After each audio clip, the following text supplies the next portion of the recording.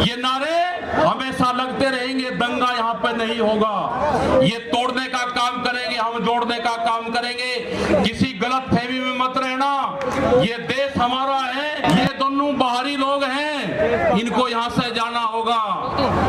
अमित शाह, मोदी और योगी ये चुनाव जीत का है, लेकिन उत्तर प्रदेश की जमीन पे ये दंगा करवाने वाले लोग हैं, इनको यहाँ पे बर्दाश्त यहाँ की जनता नहीं करेगी। ये मिशन जो संयुक्त मोर्चे का है ये तय हो चुका है। और अब राकेश टिकैत यहाँ की महापंचायत को संबोधित करने वाले हैं, वो क्या कुछ कहते हैं और क्या बड़े फैसले आज वो लेने वाले हैं वो हम आपको दिखाएंगे और आपको सुनाते हैं राकेश टिकैत का बयान। राकेश टिकैत यहाँ से क्या भाषण दे रहे हैं, कैसे संबोधित कर रहे हैं आज महापंचायत को। राकेश टिकैत जी को जोरदार नारे के साथ चौधरी राकेश टिकैत। ये समझना पड़ेगा आप लोगों को कि जिस तरह से यहाँ पे देश की प्रॉपर्टियां बेची जा रही है, ये लोग कौन हैं जो देश के संस्थाओं को बेच रहे, इन लोगों की पहचान करनी पड़ेगी। देश में बड़े बड़े आंदोलन ये चलाने पड़ेंगे। आज से जो संयुक्त मोर्चा ने फैसले लिए हैं उसके तहत हमको बड़ी बड़ी मीटिंगें पूरे देश भर में करनी पड़ेगी। अब ये मिशन खाली मिशन उत्तर प्रदेश और ये नहीं उत्तराखंड, मिशन होगा संयुक्त मोर्चे का देश बचाने का। ये देश बचेगा, ये संविधान बचेगा। आज लड़ाई उस मुकाम पर आ गई कि देश के जो नौजवान हैं, जो 14 करोड़ लोग जो बेरोजगार हमारे साथी हमारे बच्चे हुए हैं, ये आंदोलन उनके कंधों पे है। जिस तरह से एक चीज बेची जा रही है, 3 कानून भी उसी का ही एक हिस्सा है। पहला है कि यहाँ पे रेल और हवाई जहाज और हवाई अड्डे बेचे जाएंगे। किसने परमिशन दी, किसकी ताकत है कि देश की प्रॉपर्टियों को बेचोगे? आपने घोषणा पत्र में नहीं लिखा, देश की जनता को धोखा दिया। धोखा नंबर 1। भारत बिकाऊ है, ये भारत सरकार की पॉलिसी है। अब खतरे में कौन कौन है?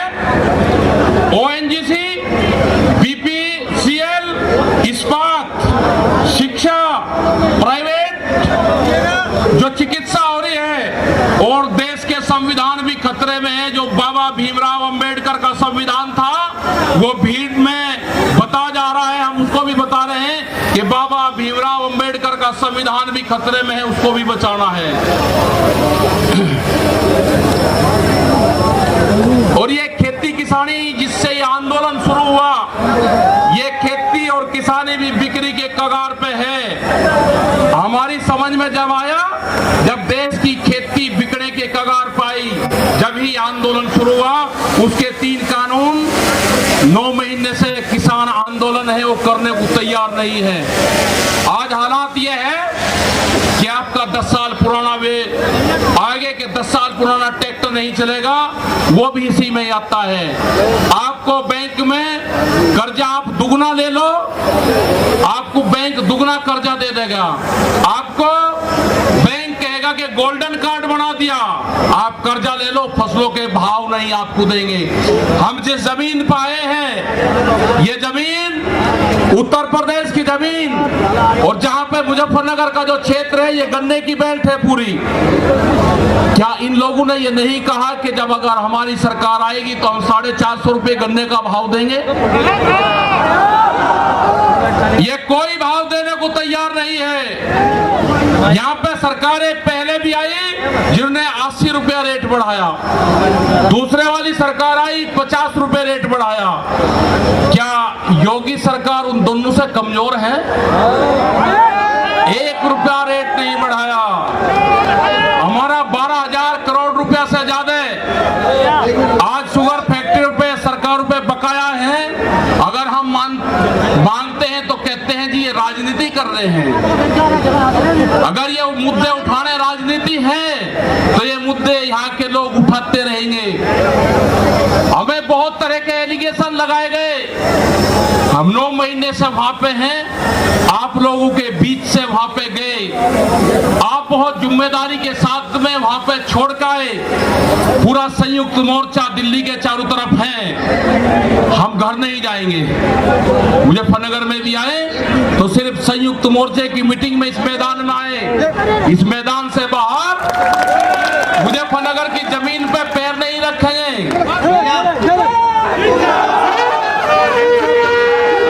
यहाँ पे मुजफ्फरनगर की जमीन पे हम पैर नहीं रखेंगे, हम गाड़ी से यहाँ से वापसी जाएंगे। जब ये आंदोलन फतेह होगा, इस किसान और देश के जवान की जीत होगी, जब ही हम यहाँ पाएंगे। अत्याचार बहुत है, यहाँ पे पुलिस फोर्स के लोग भी होंगे, यहाँ पे पुलिस फोर्स के लोग हैं, उनकी सैलरी 25 और 30 हजार रुपए है, ड्यूटी में 24 घंटे देंगे। मास्टर जो प्राइमरी का टीचर है उससे आधी सैलरी उनकी होगी, वे आवाज नहीं उठा सकते, उनकी आवाज को दबाया जाता है। उनका जो क्वार्टर है वो 500-600 फीट में है, उनके क्वार्टर बड़े बड़े, उनकी सैलरी भी टीचर के बराबर उनकी सैलरी हो, वे ड्यूटी देते हैं 24 घंटे। जितने भी सरकारी कर्मचारी हैं उनकी पेंशन खत्म करोगे, एमपी एमएलए की पेंशन लोगे तो 2-3 कर्मचारियों की पेंशन खत्म करोगे। आप देश में प्राइवेटाइजेशन करोगे तो रोजगार खत्म होंगे। हमारी समझ में एक बात नहीं आई, जो बड़ी बड़ी कंपनी 67,000 और 1 लाख करोड़ रुपया सरकार का लेकर और भाग जाती है, उन्हीं को ही फिर बड़ी बड़े संस्थाएं बेच रहे हैं, वो पैसा कहां जा रहा है? अगर पूरे हमारे संस्थाओं के रेलवे बिक्री है, रेल के 4.5 लाख कर्मचारी बेरोजगार होंगे। मैंने जो सफाई कर्मचारी है उनसे बातचीत करी, रेलवे के या किसी भी नगर पालिका के हो, 5 और 6 हजार रुपए में वे सफाई कर्मचारी वाल्मीकि समाज के लोग नौकरी करेंगे। यहाँ पे अगर ठेका पड़ता होगी तो रोजगार जाएंगे। अगर प्राइवेट कंपनी के हाथ में ये कंपनी आ जाएगी, जिस तरह से रेलवे गई, 4.5 लाख कर्मचारी बेरोजगार होंगे। जो रेडी पटरी के लोग अपना रोजगार चलाते थे, वे 4.5 करोड़ लोग हैं, वे बेरोजगार होंगे। ये दोनों बाहरी लोग हैं, इनको यहां से जाना होगा। अमित शाह, मोदी और योगी ये चुनाव जीत का है, ये उत्तराखंड से चुनाव जीत के प्रधानमंत्री बने, कोई ऐतराज नहीं।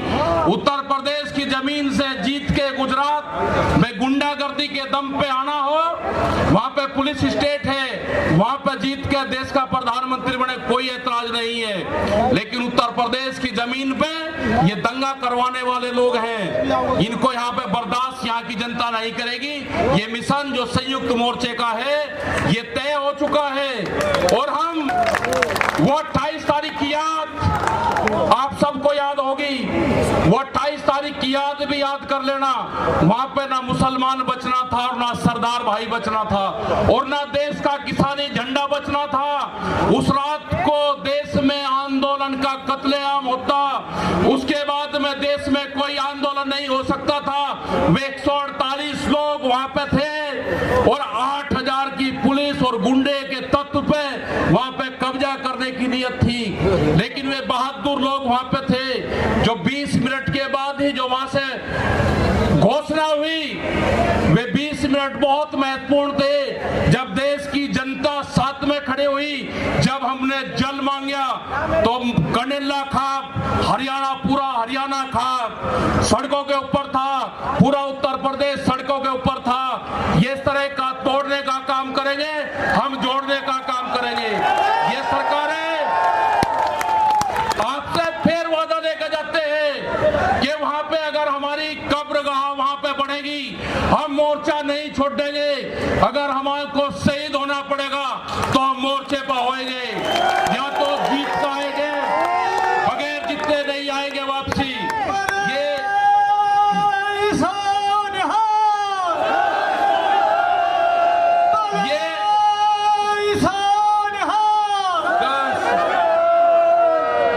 इस तरह की अगर सरकारें देश में होंगी तो ये दंगे करवाने का काम करेगी। पहले भी नारे लगते थे जब टिकैत साहब थे, हमारा है, ये जिले हमारे हैं। आप तैयार रहना। ये कहते हैं कि लाल किले पे किसान गया, अगर लाल किले पे नहीं, किसान तो अगर जाता तो पार्लियामेंट पे जाता जहां पे कानून बने हैं। लाल किले पे धोखे से लेके गए हैं आप हमको, हमारे लोग नहीं गए, धोखे से लेकर आप लोग गए हैं। क्या कोई देश की एजेंसी है कि जो उसको जांच कर दे? क्योंकि कोई एजेंसी बोलने को तैयार नहीं है। पूरे देश पे इनका कब्जा हो चुका है, पूरी एजेंसियों पे। देश में कैमरा और कलम पे बंदूक का पहरा है। कैमरा और कलम पे किसी प्रेस की हिम्मत नहीं कि वो किसान के पक्ष में दिखा दे, निगेटिव दिखाते हैं बहुत प्रेस के लोग। तो इन सब लोगों का आपको ध्यान रखना है। ये आंदोलन जारी रहेगा। वो 28 तारीख की जो काली रात है उसको आप याद करते रहना। हम वहां से हटेंगे नहीं, किसी भी कीमत पे वहां से जाएंगे नहीं। देश के नौजवानों का रोजगार का सवाल है। 450 रुपया क्विंटल गन्ने का इन्होंने भाव की बात करी थी, वो चाहिए हमको फसलों पे एमएसपी की गारंटी चाहिए। प्रधानमंत्री ने कहा कि 2022 में फसलों के रेट दुगने होंगे, आमदनी दुगनी होगी। 3 महीने की बात रह गई है। 1 जनवरी से बिकने वाली फसलें दुगने रेट पे बेचेंगे। ये प्रचार हम करेंगे, हम जाएंगे देश की जनता के बीच में, पूरे देश में संयुक्त मोर्चा आंदोलन करेगा। और हमने बार बार कहा कि हमारे पंच भी यही है, हमारा मंच भी वही है। आपने बात सुनी, ये 20 लाख से ज्यादा लोग मुजफ्फरनगर की जमीन पाए। इन सब का बहुत बहुत धन्यवाद, सभी वॉलंटियरों का धन्यवाद। अभी हमारे कुछ लीडर रह रहे हैं, आप उनकी बात सुनोगे। धन्यवाद। जय हिंद, जय भारत। वाहेगुरु जी का खालसा, वाहेगुरु जी की फतेह। बैठो बैठो। ये हमारे सतनाम जी 1 मिनट में आपका स्वागत करेंगे। सतनाम सिंह जी। ये बिल्कुल बात ठीक है कि ये लड़ाई आपके दम पे ही लड़ी जाएगी और जीती जाएगी। आपका दम पे ही ये लड़ाई जीती जाएगी। ट्रैक्टर को तैयार रखना, कभी